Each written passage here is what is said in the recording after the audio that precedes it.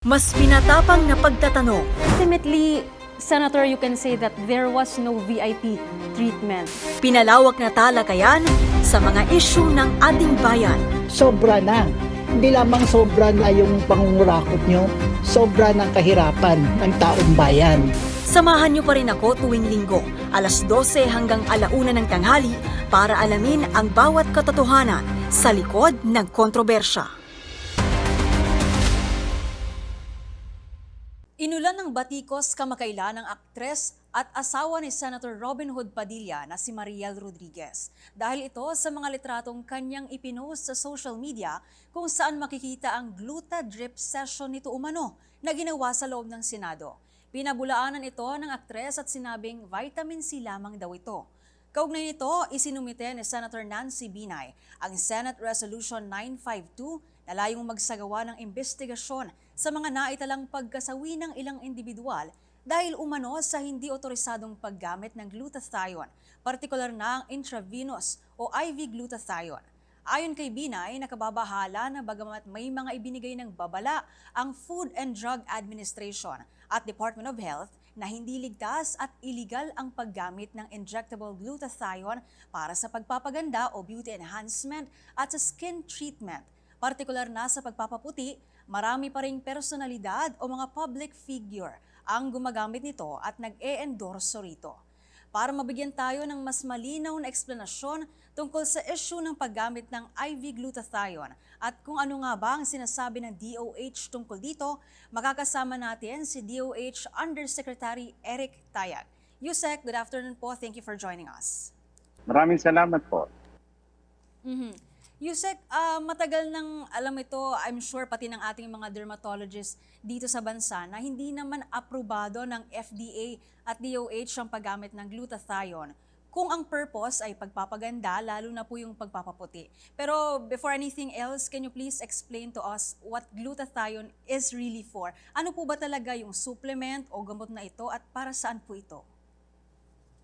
Ang glutathione ay isang antioxidant. May injectable form ang glutathione na kung saan ang FDA ay binigyan ito ng approval para gamitin sa mga pasyenteng may cancer na gumamit ng chemotherapeutic agent na cisplatin para nang sa ganon ay makatulong sa side effect na maaaring makuha sa nasabing gamot. At ang glutathione na ang isang gamot na maaaring makatulong sa mga pasyenteng magkakaroon ng side effects. So makatuwid, ang FDA inapprove lamang ang injectable form ng glutathione para dito po. At sa mga pamilya naman po, mapapansin niyo po na may mga glutathione in oral form. At yan po ay naglipa na hindi lamang sa mga tindahan, hindi lamang sa butika o pharmaceutica, maging sa online. Weekly na ang FDA ay naglalabas ng listahan sapagkat nagbibigay ng babala sa publiko na kung ito ay hindi rehistrado, ito ay pinagbabawal pong maibenta o gamitin ng sino man po. Anong may specific cancer ba, Yusek, na ginagamot itong glutathione? Ano bang cancer na hindi gamot ang glutathione sa cancer? Ang binabanggit ko dito, yung gamot sa cancer na cisplatin. Ngayon, merong neurotoxic effect po yan na kung saan yan ay maaring maibsan kung gagamit ng glutathione injectable yung pasyente. So, ibig sabihin, para sa side effects lang ng gamot na yan na ginagamit sa cancer. Alright. Maaari niyo po bang bigyang linaw once again, Yusek, kung ano lang yung glutathione na aprobado ng FDA, gayon din po ng DOH na maaaring gamitin dito sa bansa, ibig sabihin po, ligtas at legal. Anong pangalan po ng glutathione na ito na syempre iba po doon sa IV glutathione? Alam mo, ang nangyari dyan sa glutathione, sapagkat antioxidant nga yan, may nakapag-obserba na bukod sa antioxidant properties po nito, ay siya ay nagkakaroon ng side effect na kung saan napansin nila na pumuputi ang isang taong gumamit ng glutathione. Kaya doon naisip nila, maaring gamitin ito na pampaputi. At sa mga nagdaang taon, sinasamahan na nila yan ng iba't iba pang mga ingredients kasama na ang vitamin C. Subalit, may mga na-report nga na mga tumatanggap yan sapagkat pinadadaan sa ugat at sa mga clinic na hindi naman lisensyado o kaya sa mga bahay mismo na kung saan napag-alaman namin na nagkakaroon sila ng parang glutathione drip party. Yan ay nagbigay na ng babala ang Food and Drug Administration at Department of Health sapagkat naiulat na yung mga tumatanggap nito ay nagkaroon ng anaphylaxis o severe allergy at nahantong sa pagkamatay ng gumamit po nito. Maliban po dyan, ay nagbigay na rin ng babala ang Food and Drug Administration. Maliban po dyan, kung hindi po naobserbahan ang kaukulang paghahanda sa infection control practice, ay maaaring makakuha po ng mga nakakahawang sakit doon sa maruming karayom na ginamit. At ang pinakamaselan na po dyan na panganib sa kalusugan ay baka magkaroon ng HIV, lalo na kung hindi po malinis o kaya marumi yung karayom na ginamit po. Mhm. Pero yung aprobado po ng FDA at ng DOH na glutathione para lang po talaga doon sa cancer patients. Tama po, Yusek? Tama yan at nananatiling ganun nga po. Subalit, ang FDA po ay tumatanggap ng mga sumbong sa mga kababayan natin kung saan ang may mga clinic po na gumagamit niyan na hindi naman dun sa indication na aprobado ng FDA. Magsumbong lamang po kayo para lang kaganon ay mabisita po yung clinic yan at palalahanan, hindi lamang yung nasa clinic na yan. At lahat na rin ng doktor na sana po ay pangaralan niyo po yung mga pasyente na ibig pumuti at ito yung gusto nilang gamitin, paliwanag nyo na hanggang sa ngayon ay wala rin namang ebidensya na ito ay talaga nagbibigay ng dagdag katangian para pumuti ang isang taong gumagamit po nito. Katunayan, hindi malinaw kung gaano karami ang ibibigay, gaano katagal, at anong form ng glutathione. So ang alam lang natin po dito ay mga kwento, sabi-sabi na nang gumamit po ay pumuti po sila. Subalit marami rin namang na-report na pagka hininto po yung paggamit nito ay bumabalik sa dating kulay, pansamantala lamang. Kaya mas mabuti po kung kayo po ay may suliranin sa inyong balat, kayo po ay kailangan pumunta sa mga dermatologist na lisensyado po at certified para na sa ganon ay mabigyan kayo ng serbisyo na nauukol po sa inyo at hindi po kayo magsisisi po. Yes. In relation to that, Yusek, bakit po kaya talamak pa rin yung paggamit ng glutathione? Kasi hindi po ba dapat ina-apply ito ng specific establishment or medical facility? For that matter, kung gagamit po sila ng glutathione, if I'm not mistaken, it's the Certificate of Product Registration na ibinibigay po ng FDA. Bakit po kaya kahit may ganong batas na, ang dami pa rin po, talamak pa rin po, nagkalat yung gumagamit ng glutathione? Ay dahil sa mga marketing strategy na ginagamit po ng mga nagbebenta po ng mga ganong uri ng produkto. At hindi naman sila naglalagay ng disclaimer, kaya naglipa na po yan. Lalo na may kaakibat itong testimonial. Makikita nyo sa mga billboard, halimbawa malalaking billboard, ay makikita nyo yung produkto niyan, tapos ini-endorso po ng mga individual o personality na dati nang maputi o kaya naman pinalalabas nila ay pumuti.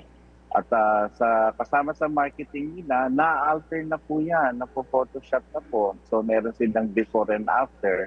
So ang publiko hindi nalalaman na talagang hindi naman ganun po yung benepisyo na binibigay nito, ay matutuwa, ito yung before, tapos ngayon ay pumuti na, at kaakibat pala nun ay na-photoshop lamang po yun at wala naman po talagang ebidensya na binigay na yun nga po ang naging resulta sa paggamit po ng naturang produkto. Yes po. Pero sa end po nung mga medical facility, ng mga ospital, mga dermatologists, so ibig sabihin wala pong repercussion yung continuous usage and endorsement ng glutathione po pagdating dun sa mga kilalang personality sa bansa. Kasi legally speaking, 'di ba po, dahil illegal po ito, ibig sabihin wala po tayong nakikita kasing parang legal na aksyon na ipinapataw doon sa mga nagpapagamit pa rin to, mga dermatologists na continuous po yung paggamit nila ng glutathione. Lumulusot po yung marami sapagkat ang sasabihin nila po ay hindi lamang pure glutathione to. May kasama tong vitamin C at iba pang ingredients. At ang sasabihin nila ay hindi ito pampaputi, kundi ito ay antioxidant. So yan po ang ginagawa nilang diskarte. Pero sa pasyente ay sasabihin nila na ito ay maaaring makatulong at mapumuti o kaya naman ay may makitang benepisyo. Kaya nga kami sa Department of Health, FDA, ay nagpapaalala po at kung kayo naman po ay napunta sa ganong clinic, may responsibilidad po kayo na i-report po yan. Sapagkat unang-una, maaaring malagay po sa panganib ang kalusugan po ninyo.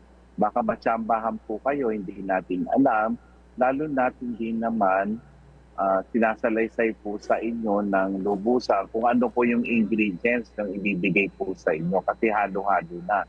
So pag may nangyari, hindi natin alam kung yan ay dulot ng glutathione o ng iba pang ingredients na pinagsama-sama nila po doon. Alright. Yusek, in relation to that, speaking of ingredients, bakit po for the longest time na-associate ang gluta sa pagpapaputi? Kasi pag sinabing gluta, frankly speaking, the first thing that will come to mind is whitening or lightening of the skin. Bakit po ba ganito? Ano po bang ingredient na present doon na nakakapagpaputi po doon sa balat ng gumagamit nito? Alam mo, sa matagal na ng panahon, nag-umpisa lamang yan sa obserbasyon na kung saan may nabigyan ng glutathione at sila po ay nakitaan ng pagbabago sa kulay ng balat. Kaya nangyari dyan, 1 + 1 = 2. So sa mga pag-aaral na sinagawa, hindi nakakuha ng ebidensya na pag binigyan ka nga ng glutathione ay ang magiging resulta ay pagbabago ng kulay ng balat at kung saan nagiging fairer ito o mas maputi kesa dun sa original na kulay ng balat. Kaya lang na word of mouth na po yan at nakita nila may mga individual na mukhang pumuti naman at hindi nga namang malinaw kung gaano katagal nilang ginagamit na to, gaano ka laki yung dose na ginagamit, kaya nga naging controversial po yan hanggang ngayon.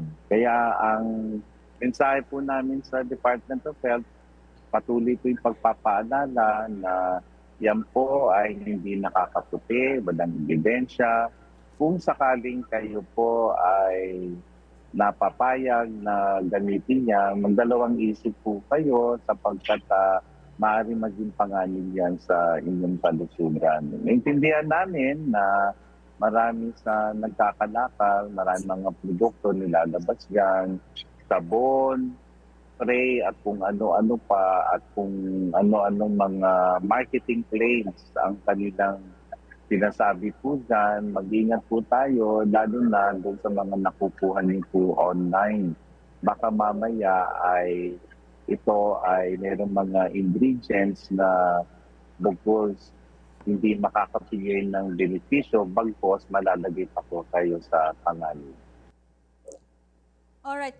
Yusek, bakit hindi po pinapayagan ng FDA at DOH yung paggamit ng glutathione specifically for beauty enhancement purposes at for skin treatment?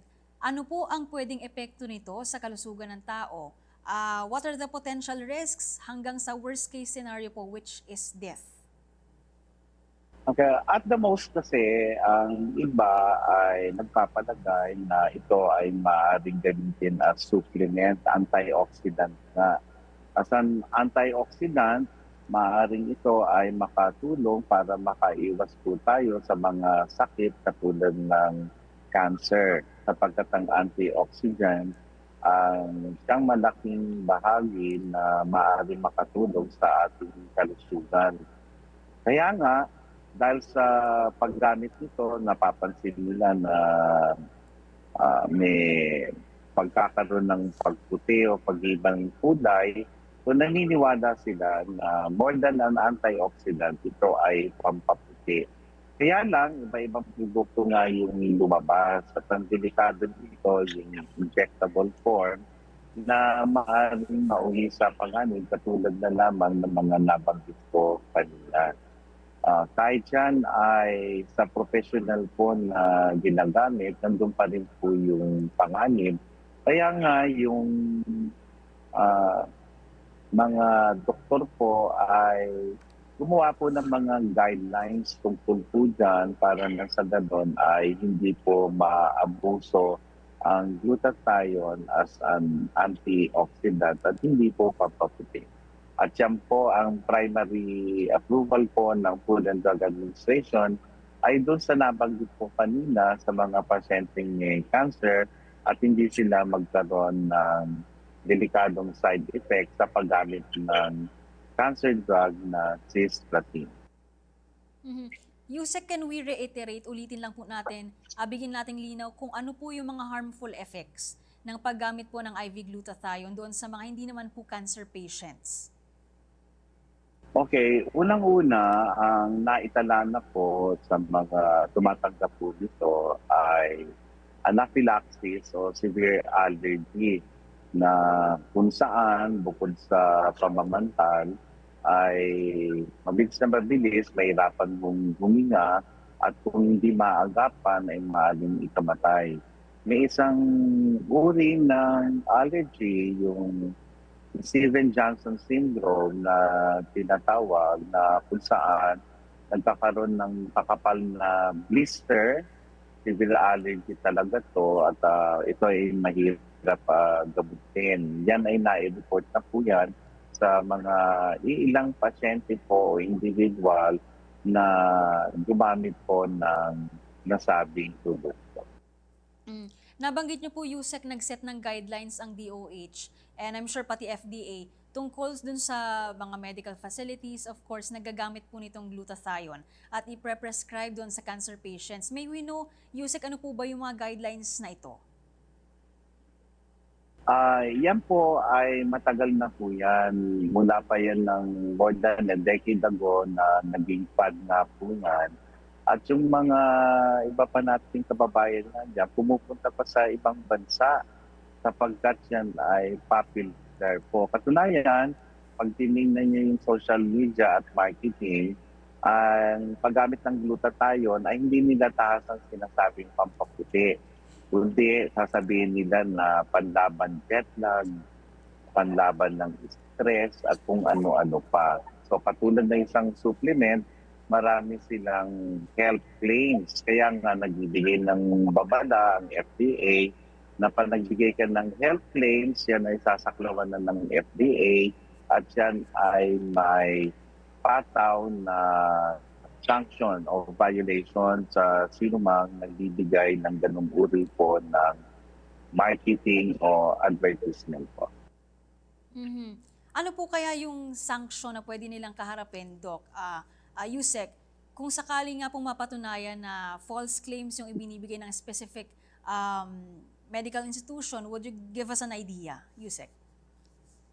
Mabilis na mabilis, ang mangyayari po dyan ay kumpiskado po yung mga produkto at yan po ay off the shelf. Hindi po pwedeng ibenta. Pangalawa, magbibigay na ng babala para hindi tangkiligin ng publiko po yan. Doon sa mga ilang kaso po na kung saan namatay yung pasyente, bagamat ang FDA ay maaaring magsagawa ng investigasyon, ito ay mapupunta na po sa ating batas kung saan magkakaroon po ng demanda, yung pamilya halimbawa ng nasawi o kaya naman ay bigyan ng kaukulang penalty yung klinika, lalo na kung sa investigation na lumalabas na lumabag po sila sa panuntunan ng FDA po. Yusek, ang posible pong dahilan, no, and I think this is the biggest factor na nakakapekto, no, sa mga ordinaryong Pilipino, nakikita nila kasing tinatangkilik din ito ng kanilang mga, of course, in-idolize nilang artists. And sa obserbasyon po nila, mukhang ligtas naman ito. Would you say, Yusek, that it's still safe to use the IV glutathione given that there should just be limit to it? Ibig sabihin, okay lang naman na gamitin ito ng hindi cancer patient basta may limit? Pinaliliwanag nga natin na dapat mapanuri po tayo. Paano pumuti ang isang mistisa? Sa umpisa pa lang, mistisa na siya. So, ibig sabihin niya, dahil sa technology ngayon ay maaaring ma-alter po ang itsura ng isang tao. Hindi mo naman kailangang gumamit na ng glutathione kung gusto mong pumuti. Na-alter na po yan. At kahit sa mga camera po natin, yung dating na ito pumuputi. At yan naman po ay nagagamit nila sa kanilang marketing po. So huwag kayong magtaka kung maputi po yun, pero isipin nyo po na walang ebidensya po na ito ang mga produktong ito ay nagpapaputi. Bagamat may mga obserbasyon noon na may pagbabago na sa kulay ng balat, pero sa katagalan, sa pag-aaral po ay hindi po ganong long-lasting po yung pagputi. At kung sakali man may napansin kayo na pumuputi po sila, ay iba po ang mga ginamit po nila at wala namang kinalaman po sa glutathione. Sapagkat pag kumonsulta po kayo sa dermatologist, titingnan yung balat nyo, maaaring may problema kayo sa mga pimples, acne, na siyang nagbibigay din ng dahilan kung bakit hindi maganda ang kulay ng inyong balat. So pag ito ay ginamot, nabigyan ng nalapatan po ng mabisang pagkontrol sa mga ganitong uri ng kondisyon, ay nakikita nyo na may pababago sa kulay po. So, ibig sabihin po niyan ay marami na pong ginagamit ng mga dermatologists ngayon. Hindi lamang yung glutathione na hindi na dapat gamitin. May mga bago po sila, pero nagbibigay pa rin kami ng babala sapagkat maraming lumalabas na mga technology na ginagamit ng mga dermatologists na maaaring experimental pa lamang. Kaya ito ay kailangan din dumaan sa pagsusuri. Naintindihan naman namin na isang malaking industriya po ang pagpapaganda at ang iba naman na hindi na nananalig dito ay dinadaan na lamang sa ibang paraan katulad ng mga magagandang make-up na kung saan ay pansamantala ay nababago yung kulay ng balat at kumikinis pa. At ito naman ay walang kinalaman doon sa produkto na hindi binibigyan ng approval ng FDA hanggang sa ngayon. Ito naman ay may kinalaman sa makeup naman.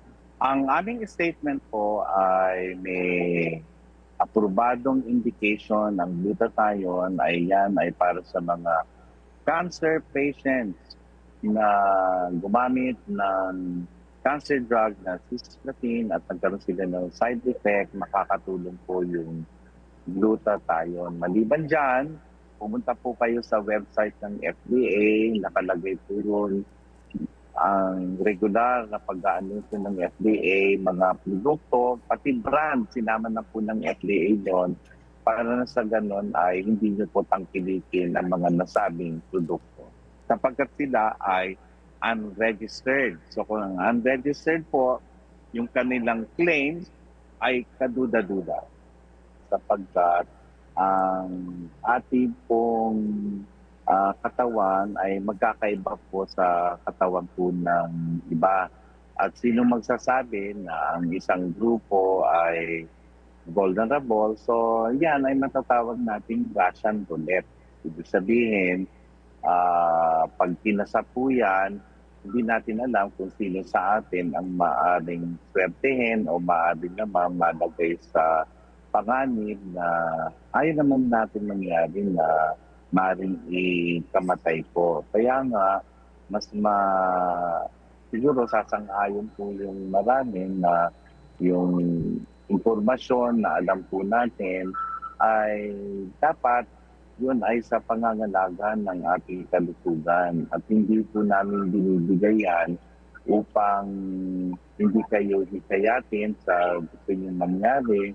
At kundi nagbibigay lang kami ng paalala para na sa ganon ay hindi kayo malagay sa anumang panganib.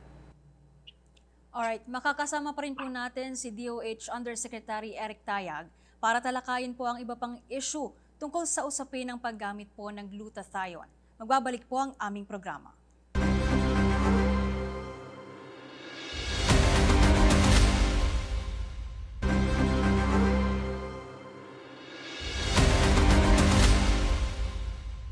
Kasama pa rin po natin si DOH Undersecretary Eric Tayag para pag-usapan po yung iba't ibang issue tungkol po dun sa usapin ng paggamit po ng glutathione.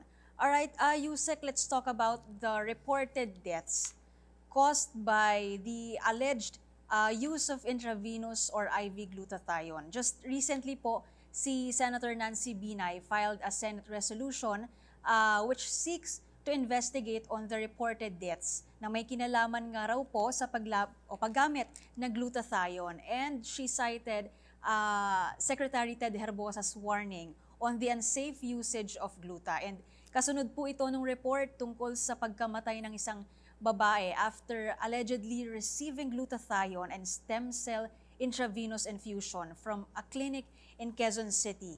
Could you give us more information on this, Yusek? Okay, kulang ang impormasyon ko sa bagay na yan sapagkat yan ay nasa kamay ng Food and Drug Administration.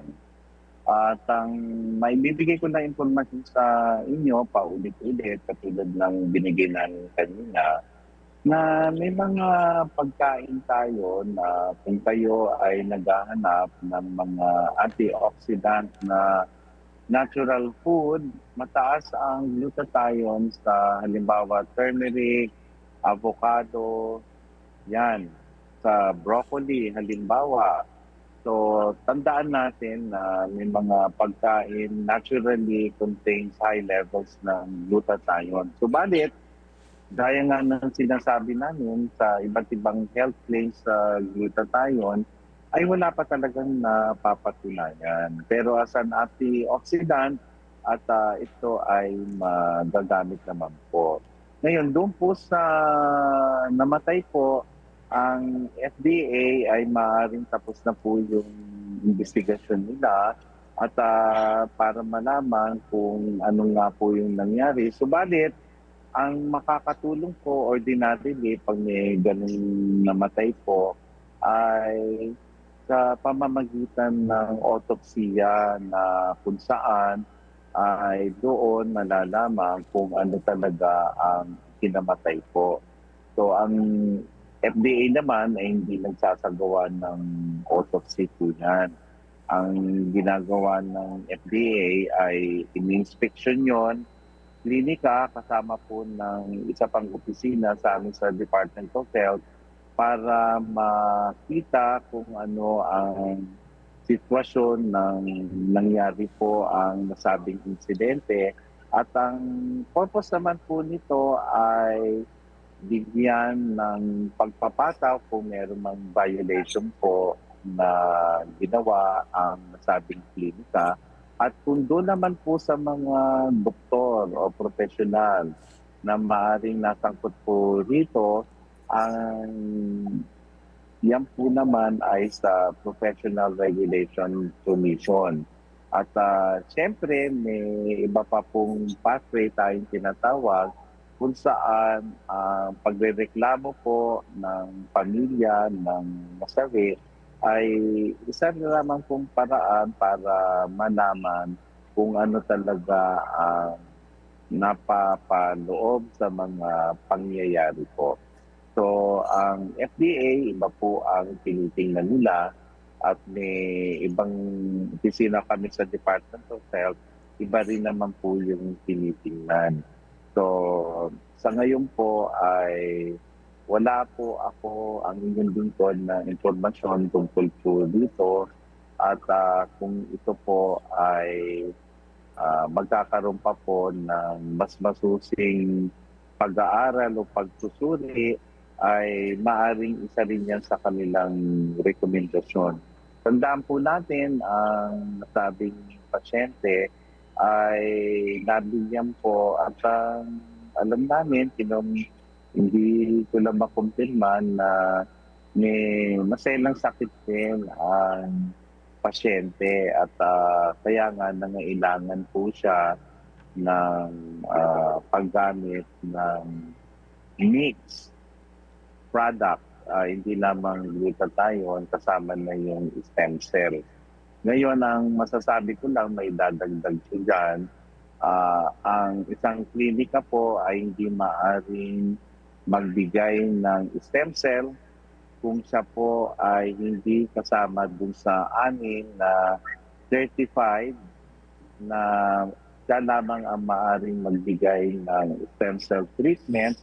At kung yung klinika, maliban doon sa anin po, may yung klinika po na affiliated dito sa mga third level hospital, ay maaari pong mabigyan ng lisensya para magbigay po ng mga naturang paggagamot sa stem cell. Subalit, kailangan sa isang lisensyadong third level hospital sila naka-affiliate. Yan po. Earlier you mentioned na meron lang pong 6 na medical facilities o hospital na pinapayagan po na magsagawa ng stem cell procedure. And in relation po ito doon sa reported death na ina-associate din po doon sa paggamit ng glutathione. Ano-ano po yung mga medical facilities o hospital na nagsasagawa or pwede lang magsagawa ng stem cell? Kasi yung binanggit ko kanina, okay, may 2 government doon, yung Lung Center of the Philippines at saka yung National Kidney Transplant Institute.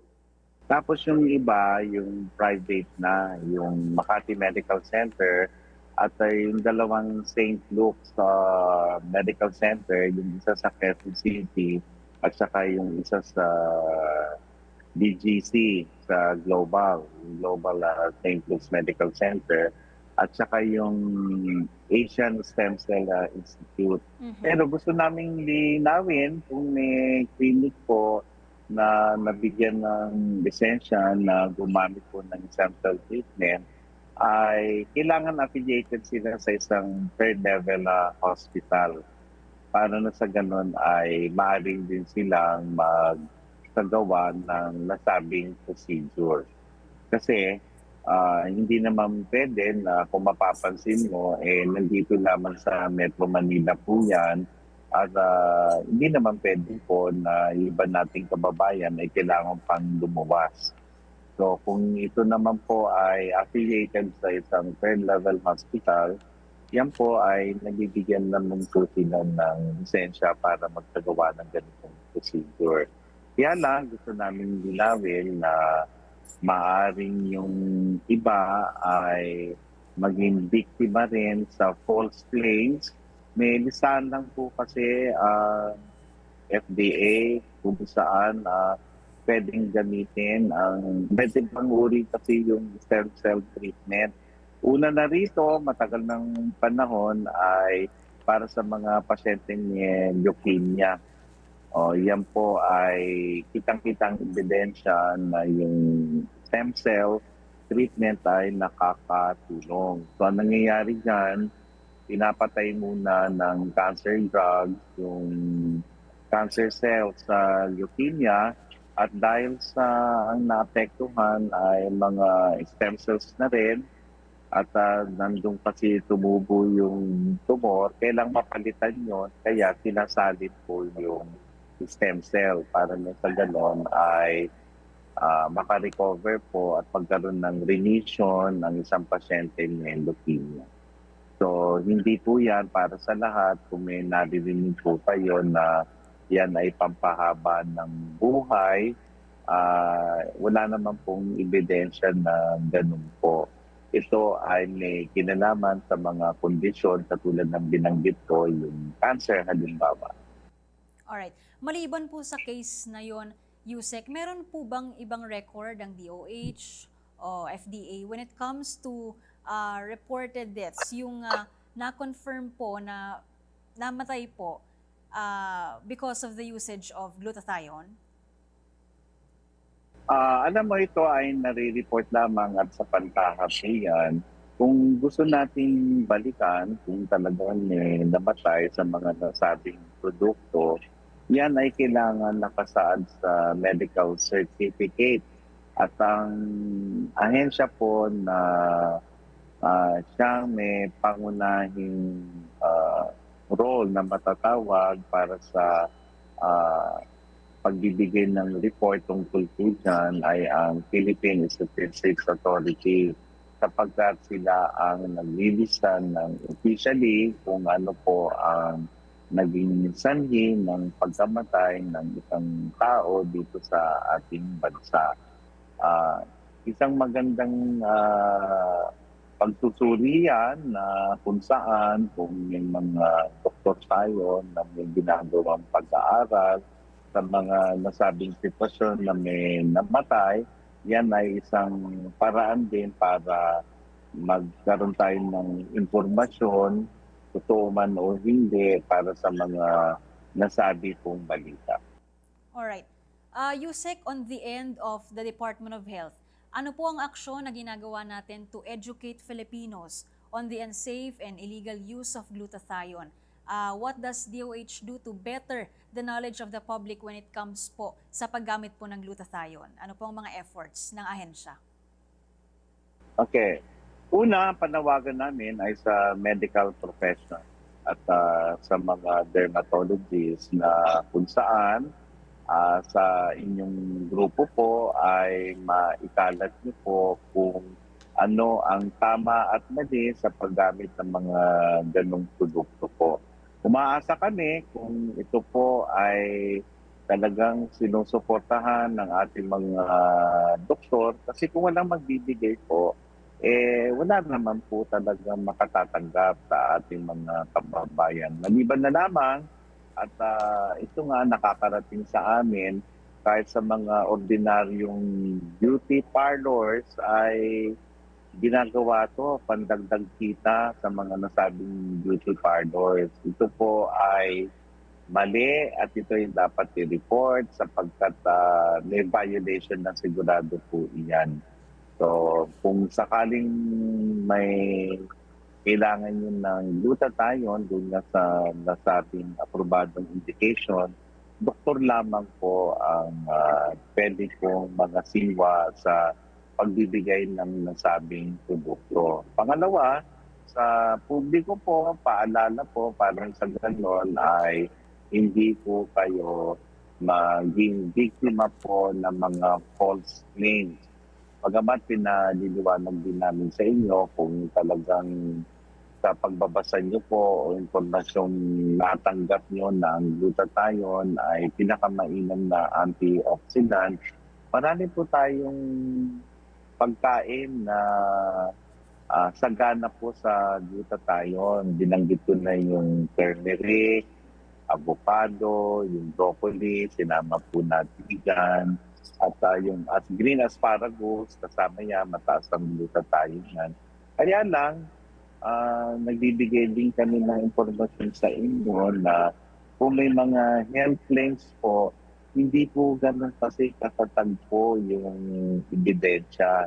Wala naman po namang mawawala sa atin kung kakainin natin mga pagkain masukada sa glutathione at sapagkat kung regular naman to, malay nyo ay makakatulong na. Kaya lang yung iba, shortcut, siguro gusto nilang yung purong glutathione ng kanilang magamit, kaya naglipa na po ang mga produkto. Ngayon, ang FDA naman po ay merong sapat na otoridad para suriin ang mga to, lalo na kung yan po ay nire-rehistro po sa tanggapan po nila. At sa kanilang mga regular na inspeksyon, sila ay nakakakumpiska ng mga produkto na hindi rehistrado. Kaya dali-daling nilalagay po nila yung listahan para makaiwas sa mga kababayan natin sa mga ganitong uri ng produkto sapagkat merong panganib, lalo na kung hindi po na registered po sa Food and Drug Administration. Alright. Yusek, may mga efforts na rin po ba or nakikipag-ugnayan po ba ang DOH sa mga dermatologists natin, sa mga doktor po natin, regarding nga po dito sa safe use of glutathione? Alam mo, nakatutuwa dito kahit na hindi kami nakikipag-ugnayan ng tuloy-tuloy sa kanila, they are able to police their ranks at sila naman ay maaasahan namin at kahit sino sa kanila pag na-interview o nabigay ng salaysay, wala sa kanila magsasabi na ito ay kanilang binibigay para pumuti ang isang pasyente. So, ang isang professional na dermatologist ay alam ang kasalukuyang ebidensya tungkol dito at sila po ay sumusunod sa alituntunin po ng Food and Drug Administration at sa kanilang sinumpaan tungkulin po bilang manggagawa. Alright. Yusek, ano po ang gagawin ng isang pasyente or isang tao kung sa tingin niya po ang na-inject sa kanyang glutathione ay mali po yung pagkaka-prescribe nung doktor po or nung physician? Ano po ang next steps na dapat niyang gawin? Of course, it can probably be considered medical negligence. What does DOH recommend na pwede niya pong gawin? Ang una po ay irereklamo niya po ito sa otoridad at ang may authority po dito ay ang Professional Regulation Commission. Ngayon, may iba naman dumidiretso sa korte kapagkat ang kanilang abogado naman po na kanilang sinangguni ay ito po ang naibigay sa kanilang mga dapat gawin na hakbang maliban doon sa pagdereklamo po sa doktor. At kuminsan naman na nagagawi sa amin ang reklamo sapagkat ang otoridad naman ng Kaguran ng Kalusugan ay doon sa mga pagbibigay ng lisensya sa mga clinic o mga facility na kung saan nagsasagawa po ng ganito sapagkat kailangan po niyan ng lisensya. At ang FDA naman ay may otoridad para sa mga produkto po na may kinalaman sa mga pinag-usapan na po natin. So, ibig sabihin yan, iba't ibang authority po ang maaaring dulugan po ng isang individual na kung sa akala niya ay nalagay po sa panganib ang kanyang kalusugan. So, may titingin sa klinika, meron doon sa mga doktor, meron din doon sa produkto, at higit lahat, yung karapatan po ninyo na kayo ay mabigyan ng proteksyon. May kinalaman din dito ang ibang sangay ng gobyerno. Yung consumer protection, ang DTI halimbawa, ay kasapi rin namin para magbigay din ng babala. At maliban dito po, sapagkat wala namang malinaw na police authority yung FDA, at kung magsasagawa mo naman ng pag-raid o kaya para sa ganon ay mapatawan ang mga hindi sumusunod o kaya nagkakaroon ng violation, humihingi naman kami ng tulong sa kapulisan o kaparehong mga sangay sa mga kapulisan para nang sa ganun po ay maisagawa po ang mga ganito pong pagsulong para maproteksyonan po ang mga consumer at mapatawan ng parusa dahil sa mga violation na maaaring ginawa o patuloy na ginagawa ng mga nagsasamantala po. Okay. Yusek, para po doon sa mga klinika, sa mga medical institutions po na nabigyan ng approval to use glutathione for health purposes, ano po yung mga standards na sinet ng DOH when it comes to the condition of their facility? Like for example, yung sterility standards po, Yusek. Unang-una, kasama na yan sa pagbibigay ng lisensya sapagkat prinsipyo po parati ay para sa kaalaman ng lahat ay first, do no harm. So kahit na po yan ay may benepisyo, tinitimbang po ng Pagawaan ng Kalusugan na yan po ay hindi magdudulot na panganib sa kalusugan.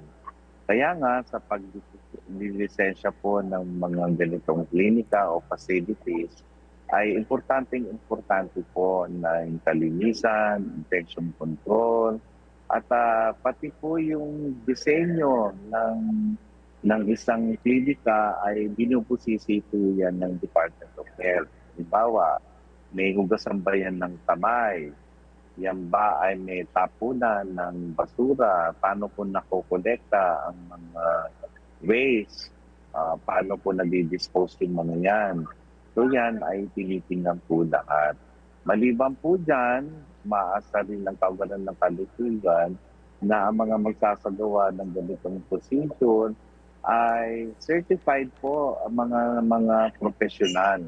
At ito naman po ay binibigay ng mga iba't ibang medical societies po natin. Kaya yan ay dumadaan po sa butas ng karayom bago masabi natin na ang isang nagbibigay ng ganung serbisyo ay talagang certified para na sa ganon ay ang publiko ay hindi po na dadaya sa kanilang mga serbisyong binibigay. Yung pala, wala naman silang karapatan para magbigay ng ganitong uri ng serbisyo. Alright. Huling katanungan na po, Yusek, for this interview. May mga efforts or pagsisika po ba na ginagawa ang DOH para masugpo po yung mga medical institution o ospital na lumalabag po sa ganitong patakaran o nagpapagamit po or nagpe-prescribe ng glutathione sa mga hindi naman cancer patient? Kung meron man po, sino po yung mga partner agencies ng DOH? Ang Kagawaan ng Kalusugan ay alam na po ng mga ospital ang bawal at hindi bawal. Kaya kami ay umaasa na ito ay malabong maganap po sa mga nasabing ospital. At alam naman po nila na sa mga sitwasyon na kailangan nila magbigay ng serbisyo, may kaukulang lisensya para dito na kailangan nilang makuha o approval po sa Food and Drug Administration. At unang-una po sa mga gamot halimbawa na maaaring maibigay sa pasyente, lalo na sa mga publikong hospital, meron tayong tinatawag na National Drug Formulary. At kung wala po sa listahan yung gamot na maaaring bigay kasama na itong produktong pinag-uusapan natin, yan naman ay hinihingan muna ng permiso. So lahat po na sa mga pasyente, pag pumunta po kayo sa ospital, may permiso po lahat na maaaring gamitin yung mga gamot po ron. Hindi po yun pwede na walang permiso o walang approval po. At tandaan nyo po, may mga gamot tayo na kailangan may prescription ng doktor at may super prescription pa nga tayong tinatawag para dun sa mga narcotic drugs. Hindi lamang basta doktor ang maaari magbigay ng ganitong uri ng prescription. At doon naman sa mga facility na may pharmacy, yan po ay mga alituntunin din. So, yan naman po ay nakapaloob sa pharmacy law at yan naman po ay may kinalaman din sa pagsunod nila sa alituntunin yung mga gamot na pwedeng maibenta o pwede namang maibigay sa pasyente habang nasa ospital po. Alright, Yusek Tayag, maraming salamat po sa pagsama sa amin ngayong tanghali sa aming programa. Maraming salamat. Nakasama po natin si DOH Undersecretary Eric Tayag para po sa issue ng paggamit ng glutathione. Samahan niyo po muli kami sa susunod na linggo para talakayin ang iba pang issue ng bayan at para alamin ang katotohanan sa likod ng kontrobersya.